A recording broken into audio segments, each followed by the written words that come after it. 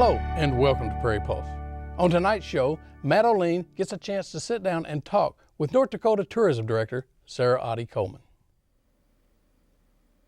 Our guest for the full half hour today is North Dakota Tourism Director Sarah Ottie Coleman, who always joins us about this time of year. Sarah, welcome to Prairie Pulse. Good to be here. Lot to talk about, but first just again tell folks about yourself, your background, where you're from originally, and how you got into tourism. Well, I'm a North Dakota girl, so I grew up in Bismarck and have been in the tourism division for 13 years now. Prior to that, I was at the Bismarck Mandan Convention and Visitors Bureau, did that for a little over 15 years. So most of my career has been tourism marketing.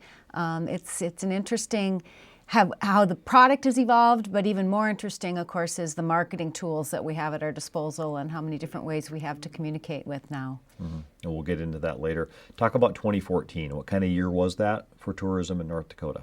You know, it was a good year for us. We saw some solid growth. We sustained some markets where we had seen previous growth. So overall, it was good. Our visitor numbers were up in terms of some of our attractions were up, major attractions were up. Deplanements continues to grow. We've got more and more flights coming in and out, and we measure, of course, the people that are coming in. Where we're their destination. And so those numbers continue to be strong year after year. So that's always exciting. Some of them were about the same. You know, some of the, for example, the border crossings, Canadian border crossings were pretty flat, which we consider a win because the exchange rate, of course, was off so much this year. So it shows that we've kind of built a solid following with those Canadians who continue to come see value in their vacations in North Dakota. So those were good as well. As far as occupancy rates this year, we were up a little bit over last year, which is also exciting because we had more hotels come online again this year.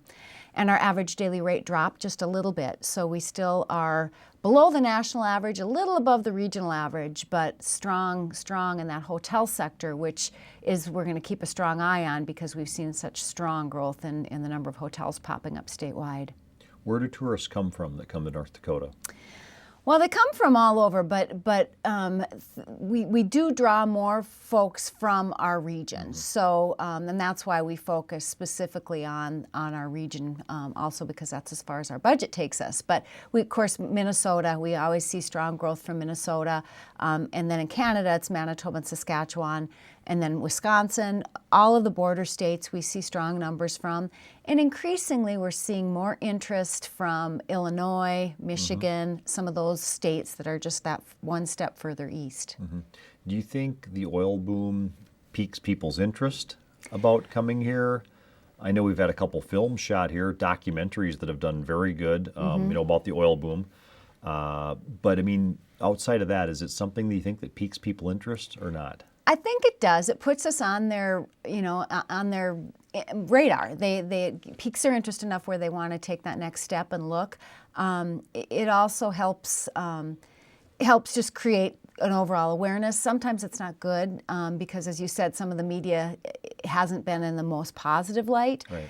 But it gives us an opportunity to communicate with them additionally. You know, if they're curious and interested in looking and searching for us online or looking for information on us, it gives us an opportunity to present them with more information on the state. As we're recording this, Sarah, it's still winter. How is tourism in the winter? Is that something that is hard to attract people here, or do you focus on the ice fishing and things like that and trails, or how does that go? We do. You know, we see solid numbers. People would assume that we're kind of a July-August destination, but we see solid numbers second, third, and fourth quarter. First is always a little bit light, but where we see growth there and is in the business sector. So a lot of meetings and conventions and business type meetings still happen in the winter. And as far as the recreation offerings, yeah, we promote the ice fishing. We promote all of the trails, cross-country skiing and snowmobiling. We haven't had a lot of snow the last couple of years, so that's been a little bit more of a challenge. Luckily, most of our ski resorts are able to make their own snow. And there have been pockets of snow in especially some of the recreation areas. And we have more winter offerings than we've ever had. You know, you can stay in a yurt at Cross Ranch State Park. You've got that brand new, beautiful ski lodge at Botana Winter Park. And so we've got more improved amenities to offer visitors in the winter now. Yeah, I've yet to get the snowblower out yet this winter, but there's a flip side to that. Yeah, So, yep. Tell me about this summer then. Some new things going on. I know you wanted to hit on a few new things for this summer. Yeah, well, in Fargo, the Air Museum, of course, expanded, and they've got a new wing out there. If you look out west, Killdeer, if you haven't been out to the Killdeer Mountains area, it's a beautiful drive. I just did it a couple weeks ago. The roads are fabulous. The traffic isn't a problem. The new roundabout's cool. So head out that direction, and as you go through Killdeer, they have a new cultural and tourism center out there that's really a nice addition. And then we've got some recreational offerings that are available, like for paddle boards and canoes and kayak rentals. There's one on the Missouri River that's new, and there's one on the Red River. They've got a boathouse up in Grand Forks that's offering those rentals. So those are always great add-ons, for folks that are coming to those parts of the state and really want to get out on the water and experience those kind of activities. And then one of the big things we're promoting for this year is it's the 50th anniversary of the state parks. So we featured them in our cover of our travel guide. The backside of our travel guide features a number of the state parks. And every month we're kind of doing a promotion around a different state park. So, of course, in the winter we're promoting like Lake Metagoshi and Cross Ranch, where they've got great winter offerings. And in the spring we'll be shifting to some of the fishing type state parks and trail riding, Little Missouri. And then as the summer and fall come in, Fort Ransom's a great one for the fall, and the summer we've got such great lake parks that we'll continue to promote. So it's an exciting time, and we'll use that as a great way to communicate more about the state parks this year. In 2014, how did the 125th birthday celebrations go? Tell us about that.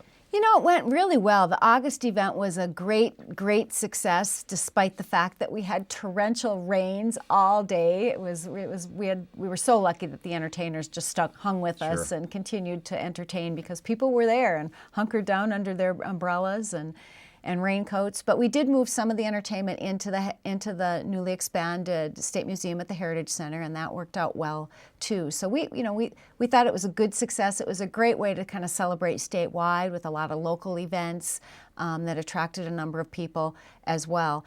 And then, of course, the state's official birthday with the grand opening of the Heritage Center expansion was a great success. The numbers that we've seen through that building are really phenomenal, and we expect those to continue for a number of years. I think you have a lot of the local people now that have hit it early, and now we're starting to get more people that are interested in making us, Bismarck and North Dakota, a destination because of that center, and we'll continue to see that visitation grow. Yeah, let's talk about the Heritage Center. That was my next segue. What can people see there now with the new remodeling and reopening? Oh, it's just such a beautiful space. If you haven't been in there, you absolutely have to plan a good chunk of your day, because with all three of the exhibits or the exhibit halls opened, it just makes for a great day. So it's a lot of interactive stuff. A lot of the stuff that has been in storage for a number of years is out, and it's a good way to engage kids.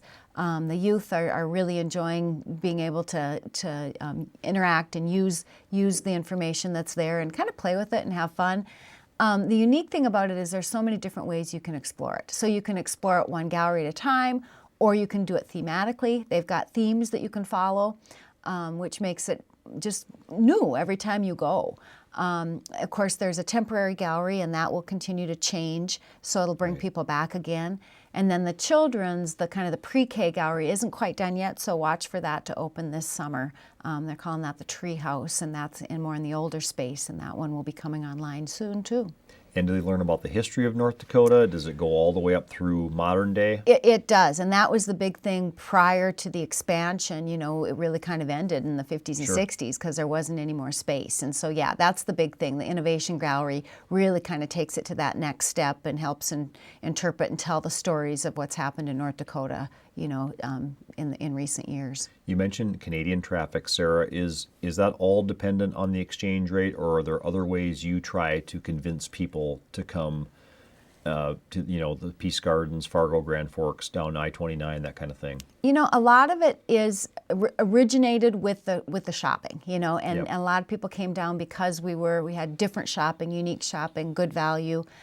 So in towns in cities like especially Grand Forks and Fargo, Minot, that is the main reason for a lot of their trips. But more and more, because they've been coming, and it's a lot of repeats, some, considerable new business too, but we're seeing them come for other reasons, and they may shop as part of that too, but more and more to do the outdoor recreation. A lot of the state parks are full with Canadians, especially the ones along the North Tier. So a lot of them come to camp and fish and stay in our state parks as well. One real niche that we've seen growth in is golf. They love to come down and experience our golf courses. And that reminds me of another new attraction that we had come online last year at Painted Canyon Golf Course. Yep. Added another 9 holes this year. And I ran into a group of Canadians last summer who, that was one of the reasons they came down. They came down, they were golfing 4 courses on their trip, and they were shopping Bismarck and Minot both. Mm-hmm. How's your department funded, Sarah? We're right in the middle of legislative session as we're recording this and as people are seeing it. How's your department funded, and what kind of requests have you made this session? We are general funded, so we're 100% general fund. And so every year we kind of have to go back and talk about the return on investment and how effective our ads have been in delivering visitors and making that case for expanded investment. And it really is an investment. We just got our new research back on our ad effectiveness, and for every dollar we spent, we got $94 back in visitor spending, and that was in the 2014. That was last year. So we're very happy that so far the governor recommended $1 million addition to our regional marketing efforts. The House has continued that. We're also continuing a grant program that has been used by a lot of our attractions to expand or to offer new attractions. So we've got about $750,000 in a grant line that it also is still alive. And then we've also expanded our marketing with our regional consortium group that we work with called Rocky Mountain International. We market with them internationally, but had been doing it on a limited basis the last few years, and now they want us in as a full partner, which gets us into additional countries. And so we asked for a continuing appropriation to allow us to participate in full partnership with them, and that's about $250,000 additional that is also still in the budget. So, so far so good. Yeah, and what can you do more with that money than you couldn't do before? Well, we really are looking at new markets. The problem is the markets that we would love to get into are very expensive. Chicago, for example, is a very expensive media market. So we've tested with a few small programs where we've been able to get in at a reasonable rate, and we'll continue to monitor that and monitor all of our statistics. But with the dollars, we really want to leverage some of our partnerships and expand paid media, because that's what we can really measure the return on, and then supplement that with some public relations efforts. We're really lucky to work with Josh Duhamel this past year. Our social media engagement was just tremendous last January when we announced that he was the voice of North Dakota, and we've had some initial conversations about expanding that. He's such a great ambassador for the state, and now with the brand new TV show coming out, we're hoping to also use him in a bigger way going forward. Yeah, that is nice too, because he really has his hands and feet back in North Dakota still, and sometimes when people make it big, they don't help out as much. That's pretty cool, isn't it? Well, it was such a perfect fit, because he's so genuinely in love with the state and comes back on a regular basis and has investments here, and so it's just a great fit. How many employees do you have in your division, Sarah? We have 12 staff members that work in tourism, so we focus a lot on the marketing and the general marketing support, but then we have specific staff people that work in niches like outdoor, group travel, and international are kind of the 3 niche areas that we've got staff working in. We've got one that works to help develop more tourism product offerings, and then the rest kind of do that advertising, marketing, social media, and public relations support. Mm-hmm. How has the Legendary brand worked out, do you think? And how many years ago was that now? It's a lot more years than I care to remember, but I think we launched it in 2002. So we're going on, 12, 13 years of the brand. It's really worked well for us. I think now more than ever, our partners really understand it and understand how they can deliver on that brand promise. In fact, we at the Department of Commerce did a brand audit this past year, And now we hired a company who kind of took a look at that and determined that it really represented who we are and where we want to go going forward. So the Department of Commerce is actually using Legendary in other ways across the department as well. Talk about the state parks. You mentioned 50th anniversary of state parks. Go through all of them in North Dakota, where they are and what people can see. Ooh, that's a test, right? I Well, should have studied. You don't have to go in complete detail, but just tell people, Yeah. in general, what they can see. Yeah. Well, Lake Metagoshi we mentioned, great. People haven't been there. I mean, it's so different. The lake is so different from a lot of the other prairie lakes across the state, and they have great offerings up there with cabins and camping and canoe rentals and whatnot. Cross Ranch we mentioned, just not far from Bismarck, right along the Missouri River. That's a great one. Graham's Island is another popular fishing destination, of course, at Devil's Lake. They've seen tremendous improvements at Graham's Island because of the rising lake the last few years. Little Missouri State Park is out in the Badlands. Beautiful, beautiful park. You can do trail riding out there, or you can bring your own horses. They've got corrals. They're set up for bringing your own horses and your own trailers. So that's a good one.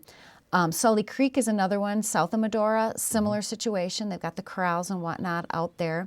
Then you've got the two Lake Sakakawea State Park. Well, there's three actually on Lake Sakakawea. So Lewis and Clark, Lake Sakakawea, and Fort Stevenson, all offering camping, and some of them have historical interpretation, marinas at both the Garrison and Pick City side. They've got great events as well at those ones. And then as you go up north, you've got Icelandic State Park, which is good. It celebrates a lot of the history and heritage of the Icelandic region. That's one of them that's often very full with Canadians. Right. Fort Ransom is down on the National Scenic Byway in southeastern North Dakota. Beautiful drive down there, and they do some great programs and fall events, especially is a great time to see that one. And I'm sure I have missed some. Fort Let's Abercrombie, see. of course. I love taking my Abercrombie, kids yes, there. Yeah. yes. Fort Abercrombie, Beaver Lake State Park. I don't have a full list in front of me, but That's I all think right. I think we hit most of them. That's pretty good. Yeah. Are motels tricky to get out west, Sarah, for people coming out there, You know, or is it getting better? It is. It's getting Okay. a lot better. Our occupancy rate actually is in the high 60s right now. So even when we were full, the highest we ever got was 75. So people just assume, and of course, peak July weekends, yeah, you're going to have to plan ahead. And if it's during a really busy time, for example, Minot during the State Fair, or Fargo during the Red River Valley Fair, some of those weekends, peak summer weekends, do fill up. So plan ahead for those. But for the most part, you shouldn't have a problem getting a room. Let's focus on a couple of the big things. We always do this. Theodore Roosevelt National Park. What makes that so special, and what can people see there? Well, Theodore Roosevelt National Park is such a neat, pristine, small park. It offers great hiking. There's so many hiking trails out there. I know I haven't even hit them all. And then, of course, the wildlife viewing is a great addition there, both in the north and south units. They actually have a celebration, their 100th in a year from now, 2016. So they're really ramping up for that as well. And I think we'll have more offerings going forward for interpretive kind of activities and events. So I think the big thing about TR is they receive some negative publicity about the oil impact, but really when you get into the park, you are isolated. You don't notice it. It's very, very serene, and they've done a good job of kind of keeping that the park that it has always been. Yeah. How about the Peace Gardens? You see enormous traffic there, I know, every year. Yeah, and the Peace Gardens is continuing to evolve. They've got more offerings. They've got, the Wildlife Museum and the Warden's Museum is up there, as well as the, who would think, but a cactus, one of the largest collections of cactus collections in the country is actually in one of the new buildings up there. And the cool thing about the Peace Gardens is they continue to have great entertainment just about every weekend in the summer because of the International Music Camp and some of the groups that they bring in that are feature groups and featured conductors and whatnot. They just do great programming throughout the summer. Last summer, I took my son up to the Ronald Reagan Missile Site near Cooperstown. That's a really interesting place to go, isn't it? Can you talk about that a little bit? It's just like a time capsule. It is. It's like you step back into that time period. Nothing's changed. The decor of the house and everything is exactly the same. But it's a really neat piece of history that you can really experience when you get in there. And they talk about, the hours of boredom and the seconds of terror that they experience there. It really gives you a feel for what the Cold War era, must have been like. So you go in and they take you downstairs and you can see exactly where the launch commanders worked and then the house that they lived in when they were on duty.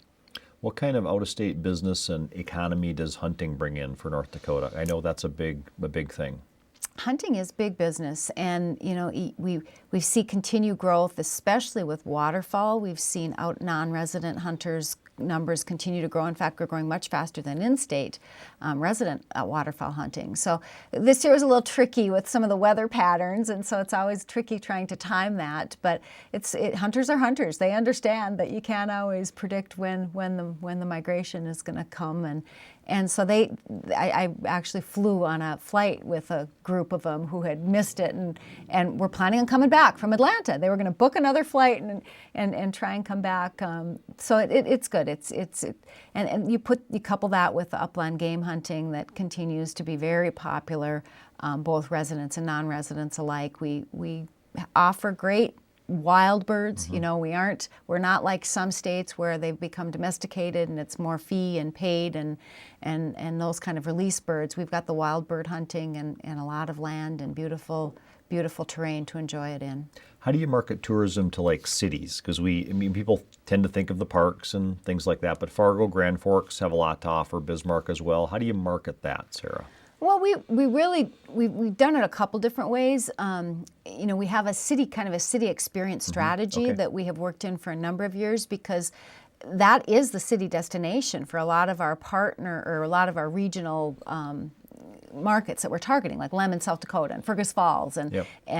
even Sydney, Montana. They're coming to North Dakota for that city experience because we're the closest. So that we combine that with how we sprinkle in those amenities and those services with all of our marketing because people are surprised. Shopping, restaurants, yep. Shopping, restaurants, the microbreweries that are opening and budding, the great wineries. We've done a beer and wine trail that just keeps, every time we print it, it's out of print because there's 2 or 3 more popping up on a regular basis. And a lot of those are pretty close to the cities. They're kind of clustered around Fargo and Bismarck, a lot of them, and Minot. So it's just kind of showing those amenities. Visitors expect that, but they're surprised. And we've been exceeding their expectations in delivering that. And as the nice thing about all of those growth, that's what's going to attract residents. It's what's Yep. going to keep our young people, but it's also what keeps those visitors coming back again and again. And it can't hurt to have these surveys which constantly focus on Fargo and Bismarck, best places to live, happiest people in the U.S., or in North Dakota, that kind of thing. Yeah, it does. And I think that's a big part of that. It's those social offerings and it's all of those add-ons. You talk about, when we look at all of our research, it's probably not a restaurant that motivates the trip, but it's where they spend the most money. Right. Eating and shopping exceed even the hotel expenditures. So everybody participates in that when they're traveling. And looking at your website as I was preparing questions for this interview, it looks like your website's been updated a bit, expanded. Can you tell me about that? It looks very good. Yeah, thank you. We of course put a lot of energy and effort into the website. This year our unique visitor numbers were up again significantly. I think we were close to that 650,000 unique visitors, which was up 30-some% over last year. So we do a lot with digital marketing and driving people to the website, and we continue to expand it and build on it. We really count on our partners to have their listings on the site as well. Of course, we can't know about every event and every attraction and hotel, so we rely on them to input the information, and then we kind of package it and create ways of pulling it together. One of my favorite new things to look at is we've got what's called Best Places, and it basically maps out suggested itineraries around themes. So for example, we were talking about the Beer and Wine Trail. There's a Best Places itinerary for that. There's a Lewis and Clark itinerary. There's a couple TR itineraries. There's a couple golf itineraries that really kind of combine the must-sees in the area with kind of those theme activities. When you go to tourism conferences, Sarah, what's general impression of North Dakota, do you think, from others? You know, I think lately they've been very surprised because for a number of years we led the nation in growth. We didn't see the decline during the kind of recession. Right. We continued to grow, so now we aren't leading in growth because everybody else dipped and then came back up. But I think people are really opening their eyes to what we can do, and in some ways because we have so much less money to spend, even all of our states around us spend way more than we do. How effective we've been with digital marketing and social media really is kind of an evening factor. You know, we can be a little bit more competitive because that's not as expensive. It's very time intense, but that's kind of helped to open a lot of people's eyes, and I think people are impressed with what we've been able to achieve with the dollars we have. You've been in this job a long time. People associate you now with this job. What's the best part of your job? The best part of the job is that you're always, when people call for information, for the most part are inquiring, they're talking about vacation and what to do in their time off. And so it's always uplifting to encourage people and talk about what you have. You're always talking about the positive attributes, you know. We very seldom have to deal with anything negative, which makes it really fun. And I think that the fact that it's constantly changing, constantly new product and new marketing channels and opportunities every day. It's a challenge because you really need to figure out how to strategize and use the dollars the most effectively, but it certainly keeps it interesting. Almost out of time. If people want more information, where can they go? ndtourism.com is our website, and you'll find all the information you need there. Okay, thanks, Sarah. Our guest has been Sarah Ottie-Coleman, the North Dakota Tourism Director. Thanks for watching. Well, that's all we have on Prairie Pulse this week. And as always, thanks for watching.